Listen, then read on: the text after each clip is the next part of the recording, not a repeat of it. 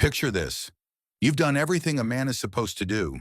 You got married, stayed loyal, worked hard, provided, protected.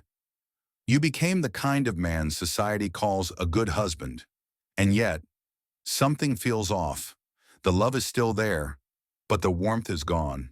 The house feels colder, even when she's sitting right next to you. She doesn't laugh the same way. She doesn't look at you with that spark anymore. And one night, you notice her scrolling her phone, smiling at a message that isn't yours. You ask yourself, how could she? I never hurt her. I gave her everything. But that's exactly where most men get it wrong. You gave her everything, except the one thing that truly matters, your aliveness. See, there's a cruel paradox in relationships. Women rarely leave bad men. They leave good men who lost their edge.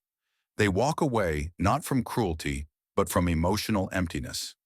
Because what she once fell in love with wasn't just your kindness, it was your energy, your mystery, your presence, the part of you that couldn't be tamed. Over the years, you traded that edge for comfort. You replaced polarity with peace. You started living in maintenance mode, making sure bills were paid, tasks were done, responsibilities handled. You became reliable, predictable, safe, and slowly, without even realizing it, you stopped being a lover and became her roommate. Here's the painful truth most men never hear. A woman doesn't cheat because she stopped loving you. She cheats because she stopped feeling you. And the moment she no longer feels your presence, the gravity that once pulled her in, her body might stay, but her soul starts to wander. This isn't about blame, it's about awareness. Because before you can understand why she betrayed you, you have to see the quiet way you betrayed yourself first. Not with another woman, but with your own fire. It never starts with another man. It starts with absence.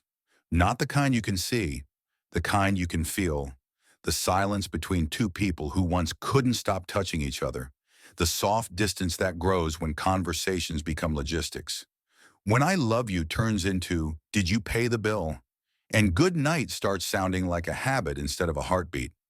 Most men think betrayal begins in a single moment, a choice, a mistake, a sin. But the truth is, it begins much earlier, in the tiny emotional cracks that no one notices.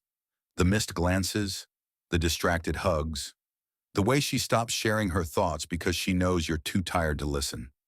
The way you stop opening up because every talk turns into a debate.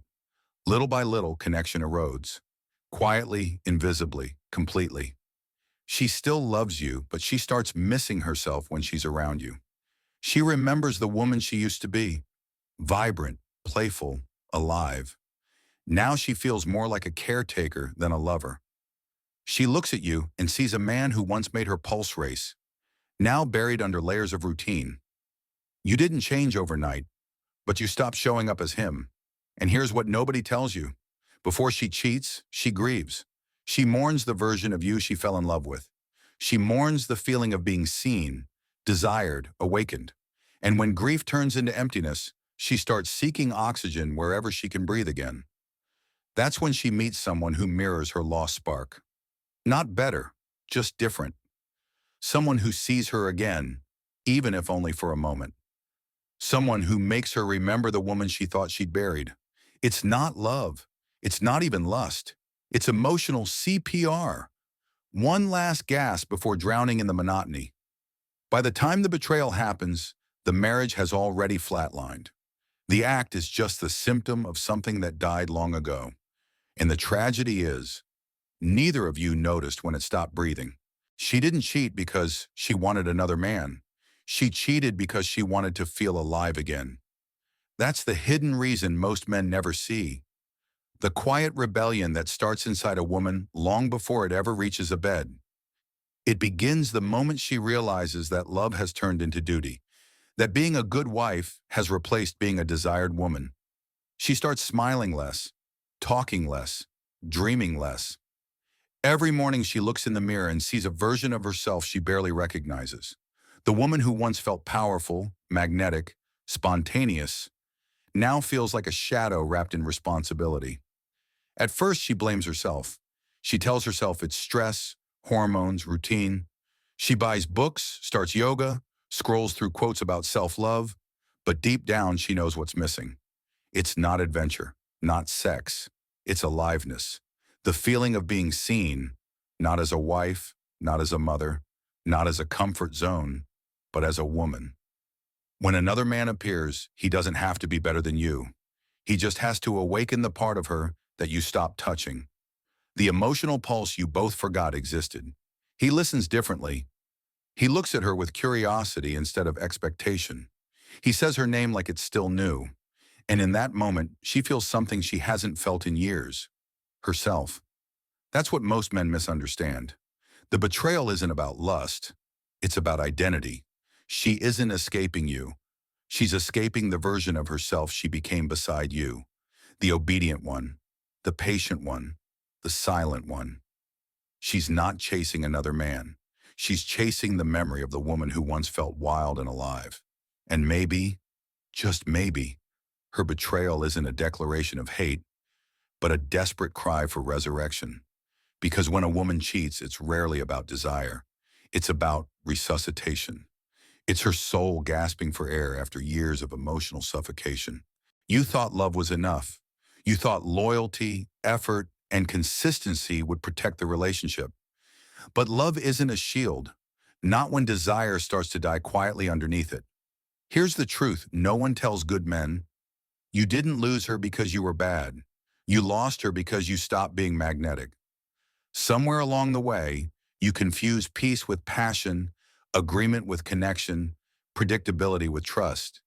You became so focused on keeping the relationship safe that you forgot what made it alive. See, a woman doesn't crave chaos. She craves polarity. She needs to feel your emotional gravity. That subtle tension between her softness and your grounded edge. But when your world becomes a checklist, work, bills, comfort, routine, you turn from a force into a function, and she stops feeling you. You stopped leading emotionally, stopped taking initiative, stopped teasing, touching, interrupting her thoughts with presence. You started asking instead of commanding. You traded your instinct for politeness. You became careful, gentle, and invisible. Every time she tested you, you tried to explain. Every time she pulled away, you chased. Every time she got distant, you overgave, not realizing that your effort, though pure, was killing the very attraction you wanted to save. You see, desire doesn't grow where there's safety alone. It needs the spark of uncertainty, the masculine edge of, I know who I am even when you pull away. That's what she fell for. Not your stability, but your self-possession. The good man's blind spot is that he builds everything for her and forgets to build himself within it. He becomes a provider, not a presence. He mistakes being needed for being wanted. And by the time he realizes that love without polarity becomes friendship, she's already searching for the pulse he lost. Not because she stopped loving him, but because he stopped vibrating with life. That's the tragedy of the good man. He wins her trust and loses her desire. When you found out about him, your first instinct was rage. You imagined his face, his hands, his voice, and the thought burned like acid. You wanted to know everything, who he was, when it started, how far it went. But here's the truth that hurts deeper than betrayal itself. He wasn't the enemy. He was a mirror. That man didn't steal her from you. He reflected the part of you that she hadn't seen in years, the part you abandoned when you started living for comfort instead of presence. He carried the edge you buried under responsibility. He carried the unpredictability you replaced with control. He carried the mystery you lost when you stopped being curious about life and about her. The mirror is cruel because it shows you what you used to be. The man who had vision, direction, hunger. The man who wasn't afraid to be bold, to take up space, to be dangerous in the right way. The man she first fell in love with before he became safe. But this is where pain becomes revelation. Because when you can look at that mirror without hatred, you realize it was never about him. It was about you, your disconnection, your silence, your self-forgetting. And when you stop asking, why did she choose him? And start asking, when did I stop choosing myself? That's when the awakening begins. The betrayal wasn't an attack. It was a wake-up call, a brutal, necessary confrontation with your own emotional death. Because sometimes a man has to lose everything he was protecting to remember who he was before the walls went up. That's what the mirror gives you, a second chance to reclaim your depth, your power, your pulse. Not to win her back, but to win yourself back. And maybe, just maybe, the man who emerges from that fire will be the one you should have been all along. There comes a moment after the chaos when the noise finally fades. The questions stop, the images stop, and all that's left is silence. That silence is where your real work begins. Because rebuilding isn't about fixing the relationship. It's about resurrecting the man inside it, the one who forgot his own weight, the one who lost his center trying to hold everything together, the one who confused being peaceful with being absent. You don't rebuild by proving your worth to her. You rebuild by remembering your worth to yourself, by sitting in that silence long enough to hear your own heartbeat again, by facing the parts of you that you abandoned, the wildness, the clarity, the direction. The world doesn't need another good man. It needs a present one, grounded, centered, unapologetically alive. So you start small. You wake up early not to escape, but to reconnect. You train your body until it moves like it belongs to you again. You speak less but mean every word. You stop chasing approval and start embodying truth. You learn to sit across from a woman, any woman, without needing her to fill the silence, because the silence no longer scares you. This is what masculine presence really means. Not dominance, not control, but a quiet gravity that says, I know who I am, even when everything around me falls apart. And when you live from that place, something powerful happens. You stop needing to be loved to feel whole. You stop performing to be seen. You stop trying to earn what you already are. And that energy, calm, certain, alive, is the same energy that made her fall in love with you in the first place. So no, this isn't the end. It's the beginning of a different kind of strength. A strength that doesn't come from control, but from consciousness. Remember, she may have broken the relationship, but you now have the chance to rebuild the man.